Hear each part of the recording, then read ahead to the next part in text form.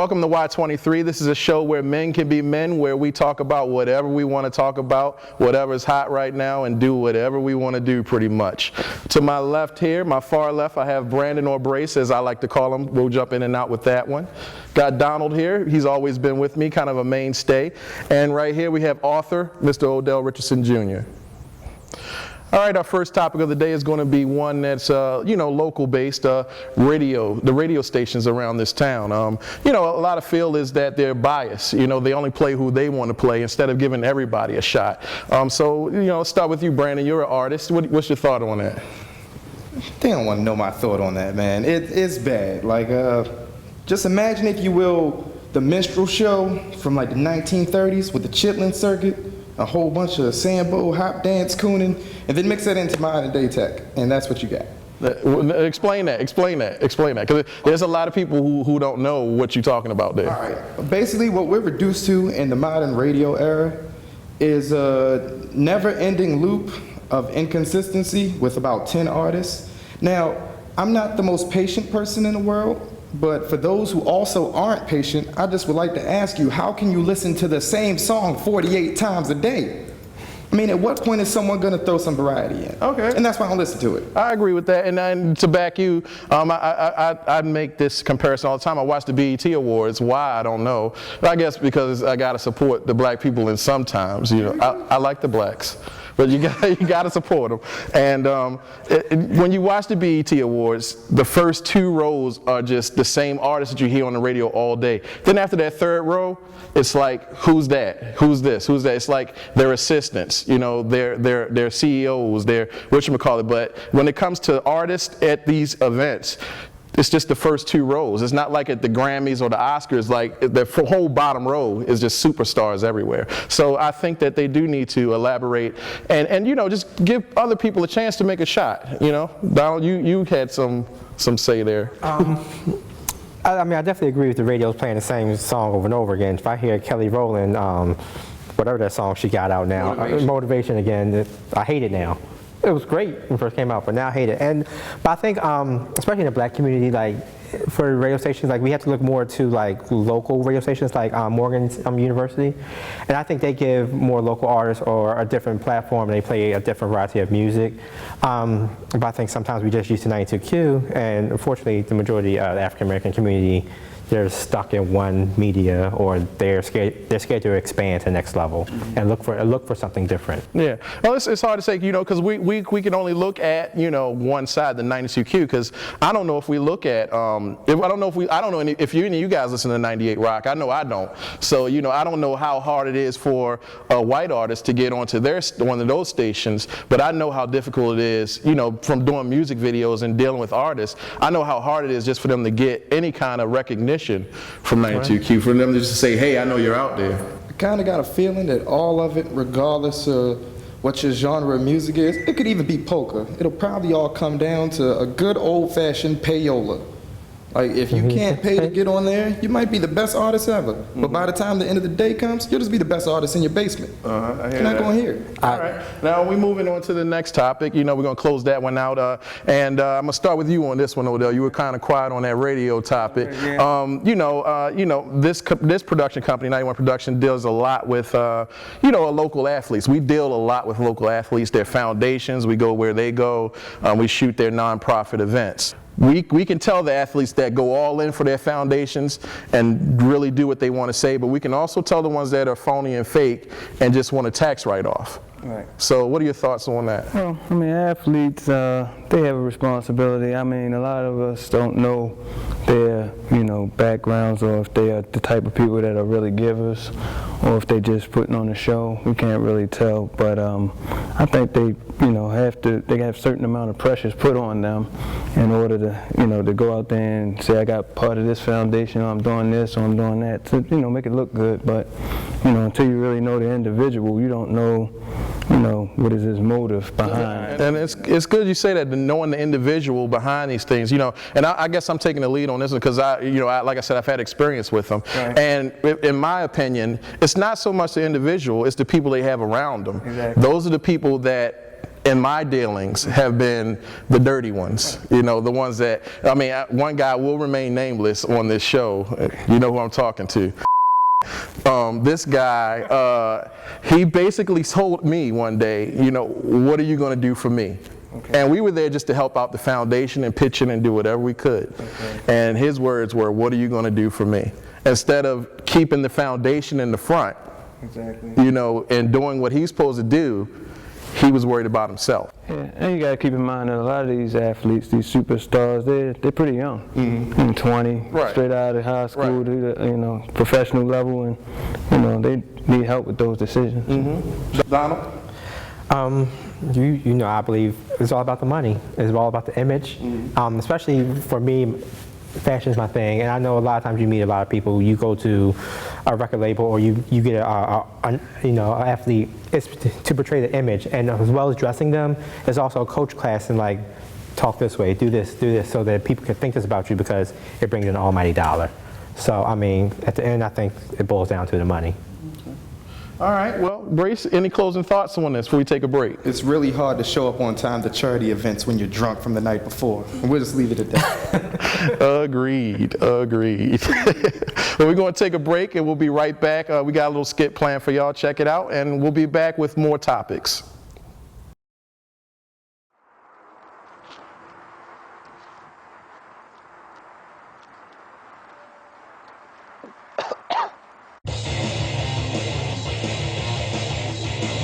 How's it going? How much they want for this? This? Jesus. Does it come with an ashtray in it? Yeah. You don't need one. Sounds good.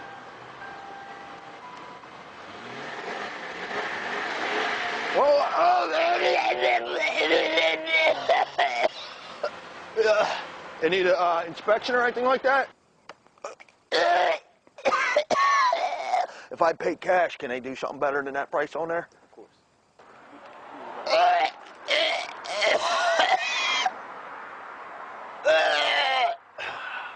over there? Yeah, I'm good. I'm good.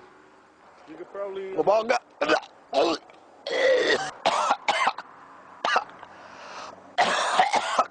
Yeah, come with an ashtray?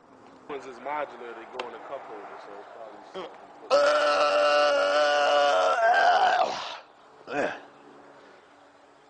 Yeah, I'm looking at, I mean, that's my work truck. I need something to play with, you know what I mean? For the ladies. Sure. Something for the ladies, you know what I'm saying?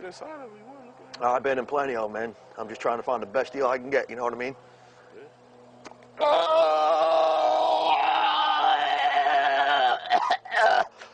Yeah. Excuse me. These are nice cars. Ford start redoing these shit. The new Fords are good. I had an old Ford Taurus, they're junk. I got...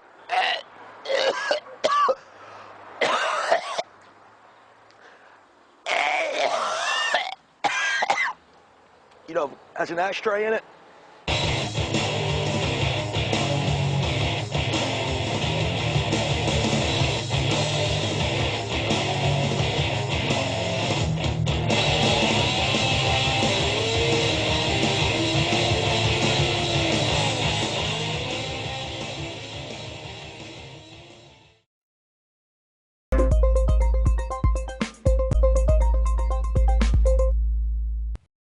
Welcome back to Y-23. We're still in the topic portion of our show where we discuss things that are going on or things that are more popular just to the everyday man more so than anything else. And right now the topic is social sites and networking. Are they killing social behavior? And I mentioned in the break I wanted Brace to take the lead on this one because I got a feeling he has something really important to say about that. So, Brace? Guess I got to look into the camera for this one. This one's going to be serious. If you have a Facebook page, please keep in mind that it is encouraging your behavior to act like a 10-year-old girl who needs people to like your comments. We don't care if you're having lunch. We don't care who you're out with. And for the last time, if we see another bad relationship status, look, if you're not married, you're single. Stop updating it till you get married because you're just making yourself look bad. Now, on another section of that, what I would like to cover is None of us, on the grand scheme, really should get other people involved in our business. And these are the same people who will turn around and go, I think the government's watching me. They don't have to. You just told them where you are, what you're doing, and how you feel about it. They got your Wow. name. If I was a thief, I could take everything from you because you already gave me all of that. And I know what your kids look like. Not to mention, yeah, you know what the kids look like. Not to mention, this can be used in court, y'all. Like, seriously, like, it can be used in court, right? But you know what? It's serious. Yesterday, I was at work going through applicants that applied to my store, and I didn't know who they were. I looked on Facebook. Exactly. And I'm like, denied, rejected, not getting hired. And a lot of places that hire employers are using that. They go straight to the Facebook and they check. And if you don't lock your Facebook down, like keep it private, anybody that's not your friend can see anything that you put out there. That is But true. if I may, this is the part that's the real killer. It has killed social behavior. Now, Yeah. you remember when you were about 16, 17, for you older folks, where you would sneak and get on the phone and talk to that little special somebody? And call it weather line when you had to that click. Yeah, like that. You don't do that no more. Y'all don't even talk. You send a text. 5 minutes later, send a text. That's not a conversation. It's random sentences in space. Right. Worst part of all is you never really develop a bond, a rapport. That's why most of y'all lonely. And that's why you keep updating with bad statuses. I agree with some of those points for sure. I mean, it is like people going a little bit too far with it, I think, in some regards. For me, it's been great, but you have to monitor it for sure, or it does become like an addiction almost, and you start, not living without it and living with it too much. And it is an issue there as far as communication with your fellow man. It's a big deal. Yeah. And I think, it does need to be monitored better. And there's some great things that come out of it, but also it is a little overboard at times. Absolutely. The human mind is a simple thing. I mean, where else can the simplest mind and some of the most intelligent minds be impressed and entertained by something like Facebook and Twitter? Stephen Hawking got an account just like me, and I know he's smarter than me, so. That was fun. When you have something that's free, it'll always be, become something else. I mean, if it was costing us to really, be as free-flowing as we are on it, then it'd probably be a little bit less dramatic. Next topic is, it's not you, it's me. The modern day man versus the woman. What'd you say? Oh, I'm sorry, I said it out loud. What'd you say? The modern day man versus the woman. What's your definition of the modern day man? Openly gay. Openly gay. Holy and see, I just reached the quota. I said twice in the same segment. I'm sorry. The quota. I don't understand the modern day. I mean, what's the modern day man? The one who stays home and watches the kids? No. And his wife goes out and work? Not so much. I mean, I don't think there's really a definition for the modern day man. Right. I think every guy carries it differently, But I think that women have their idea of what the modern day man should be. I definitely agree with you on that. I definitely agree. I think women, they want the equal rights, they want the respect, I'm equal as you, but then they still want a man that's going to be submissive to them, but treat them like a queen. You can't have both. You can't have a man that's going to be like, yes honey, do this, do that, and then you want to take your dinner out, pay for your dinner, take the trash out, do all this. I understand that women have been strong in the last couple of years of the African American community, especially because they had to carry a lot of weight, but it's crazy. Like, it still needs to, like, if you want equal rights, then be equal. Do you think that the modern day man, the definition of a woman's modern day man, plays into the fact that there's so many single women out there raising children on their own because they're not getting what they think they should be getting? I'm gonna say no on that. Okay. I think it's about compromise with any relationship. I think some women are just headstrong and don't want to compromise. And then I think that also men have a choice. Women give men the choice to do what they want to do. Unfortunately. You look like you ready to jump out your skin over there. Man, look. It's crazy about that when he was like, black women have had to been strong for the last 20 years. Okay, first off, we need to properly define strong. This has gone on for far too long. Now, is a black woman strong because she's strong, or is she strong because she says she's strong? And then she needs to define that. Like, sure, you can take care of your kids, you can take care of your family, but it's also possible to be a good woman throughout this. You can have both. But the problem is, They look at income, or they look at your job, or their idea of your potential future, and they look at that as the standard to judge you by. And realistically, a man could be headed for success, get in a car accident, paralyzed from the neck down. So is he now no longer a good man just because he's paralyzed? Like, the truth behind it is, between the media, bad parenting, and a whole myriad of other interferences, the whole standard has been destroyed. Like, what we should be seeing on both ends of the spectrum is people trying to be their best. And then when they come together, to make each other better. But that's not what's happening. So it's not on me. Good man, single. Well, we're going to move to the next one. I'm going to start with you, because it's kind of similar. Independent woman, the independent woman. You got something to say about that one? Nothing to say. All right. The independent woman raising children on her own. It could be tough. It's tough, and it can be tough for a guy to come into that kind of situation. And it could be tough for a woman and the kids to accept the guy in that situation. What are your thoughts on that? I mean, you know, what is your experience with it? That's a good question. I mean, a lot of us, my experiences have been, you know, I showed the most of the blame. I wasn't living right, and I guess both parties take part in that responsibility. You know, I wasn't living right. I wasn't fit to be in some of these relationships. And on their end, they should have been more, you know, thorough. Or, you know, when they know I'm doing something that isn't good or is unhealthy, and still choose to roll with it, then that's a bad decision on their part. But I do believe that we both play roles in, you know, some of the things that goes on with the independent woman, and a lot of them have been scorned and really they're sick of it. Right. You know. So now I'm going to do a counterpoint with you two. Is it because there's a lack of fathers in their lives, or that man figure in their lives when they're growing up? And now they're grown and they're in charge and they're going to do what they want to do. What do you guys think about that? You want this one? You want me to get it? I think a couple things on this topic. I think it started with, the cycle has changed, but the way it started with a single woman raising a kid, it was because she had to. It started, you know, because black men were getting more rights. Some were going off to war, and the others were going off to prison.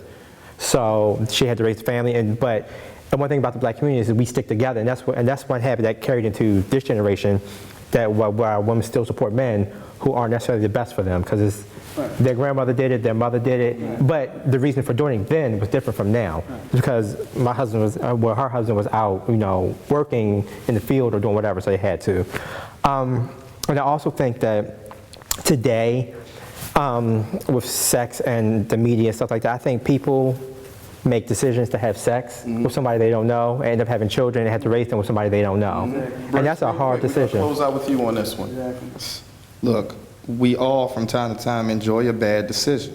What I'm going to say is there's no such thing as an independent anyone. We're a social species. If you're independent, move to a cabin in the forest. No one will see you. You'll be very independent and alone and in a house with 100 cats. There's a smarter way to go about it. You can both be cordial and loving and a strong woman. I'm sorry, that was 3 things, but I said both. But ultimately, it's all one thing. And we want this for our women. We want them to be strong. Right. But at the same time, no one wants combat in their own house. Yeah, it's become like a battle.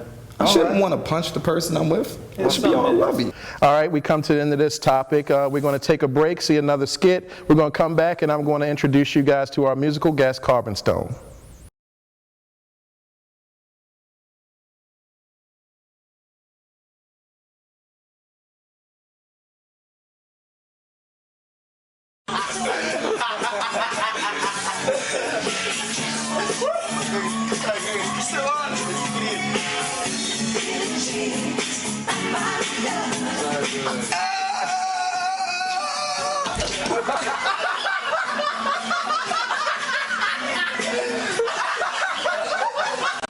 In the disappearance of Molly Bish, who vanished from Massachusetts 8 years ago. Authorities are now interviewing a 60-year-old man who's in a Florida prison. 16-year-old Molly Bish disappeared while at her lifeguarding job at a pond in Warren back in June of 2000. The possible suspect, Rodney Stanger, seen here. Well, no, this is not Rodney Stanger, obviously. Well, we're going to get his picture. He's currently in a Florida jail accused of murdering his girlfriend. He did live at one point in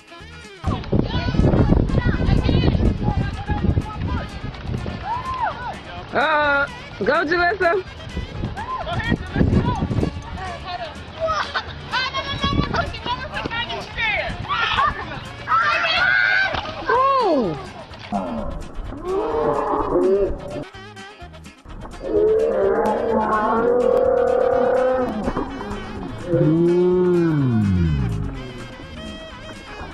Live music, eating international foods, having wine tours and tastings, vineyard tours, seminars, arts and crafts. It's a lot of fun, a whole day. Stop. Oh, I can't. Oh, stop. I can't breathe. Stop. no. Oh, boy, dear. I think she's actually hurt. No, there. I think she is. Yeah, she's Ouch. hurt. She took a hard fall off there. Okay. Boy, gosh, I hope she's okay. Okay, we're going to make sure she is. We'll try and That's check the on thing. her and get back All to you right. as soon as we can. We'll be back right after this.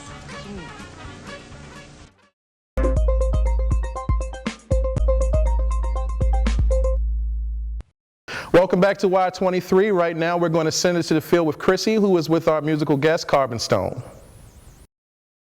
Hey, this is Chrissy. I'm here at Threshold Productions at Jam's Music Store with Carbon Stone. How's it going, guys? It's going great. Good, good. Can you tell me what's been going on ever since the music video faded? You all have been pushing some new songs. Tell me what's going on with the band and what y'all are doing lately. Lately, we're just gearing up for a little headline action at Rams Head Live. Getting ready to shoot another music video in August. That's going to be fun. Yes. It's going to be dark and scary. What is your next single that you plan on dropping? It's probably going to be Storm. Yeah, I guess so. Yeah. The song's We're kind of called Storm. working on a whole album, but it's nobody's going to hear much of it until it's ready. Okay. Yeah. And what are the plans for Carbon Stone? What is the future for Carbon Stone? Future for Carbon Stone. We're going to play a lot more shows. We're going to drink a little bit. Not a lot. Not a lot. No, we're getting ready to send out a major press kit to a bunch of record labels and basically just stay on that. A lot of public relations. You know, hopefully doing some more interviews down the road and keep grinding on the shows. On top of that, just keep exposing the music out to everybody. Writing more music. Yeah. And eventually we'll take over the world. Take Great. We're not evil people. Can you all go down the line and introduce yourself, your name, and your part in the band? Timmy, I play drums. He plays Been drums. here for about like 6 months. You're the newest member, right? He's the newest member. Yeah. Newest member. He does his job all right. Trying to hold my own. I'm Corey, and I sing and play the guitar, and I've been here for a long time. I'm Neely. I occasionally do backup vocals. I play guitar, some leads. Been with the band for almost 2 years now. You're the tech head. Yeah, I'm the gearhead. Yep. I'm Josh, the trash man, and I play the bass, and usually the one sitting in the corner drinking all the beer. And you take out the trash. Take out the trash. That's right. What genre of music do you all categorize yourself as? Hard rock, alternative metal. Alternative metal, yep. And you all have kind of, I guess, stretched your horizons as far as working with local hip-hop artists such as Billy Live. Yeah. Could you tell me about that and why you chose to go that direction? Basically, a lot of other bands, when they're playing shows and stuff, it's all with the same genre and same artists and all that, and everybody kind of gets their fill of it. And we figured that if we're playing rock shows at hip-hop shows, stand out a little bit more, you know, because it's different. Definitely. It works. Cool. Also, like I said, the music video faded. We're going to go into that in just a bit. Everybody's going to get a chance to see it. Hopefully it won't be for the first time. But could you give me, I guess, a peek as to what Faded is? What were you trying to express? What message were you trying to get across? Neely, you got it. You got it in your head, baby. Yeah, I think the way I worded it on the YouTube was something along the lines of the band explores a world of loneliness and regrettable decisions and things that we do to escape. To escape, yes. Yeah. And You know, we paint a very vivid picture of drunken debauchery, and towards the end of the video, it becomes clear that all this drunken debauchery is just in your head, and you're really still just alone. There's no happy message to the song or the video. It's just reality. As much fun as it looks. Yeah. It was a lot of fun. Oh, man. Okay, great. All right, so let's go into it. We're going to go into Faded by Carbon Stone. And I'm Chrissy, and back to you guys. Thanks, Chrissy. Welcome back to the set, everybody. We're going to take a look at Carbon Stone's latest video, Faded.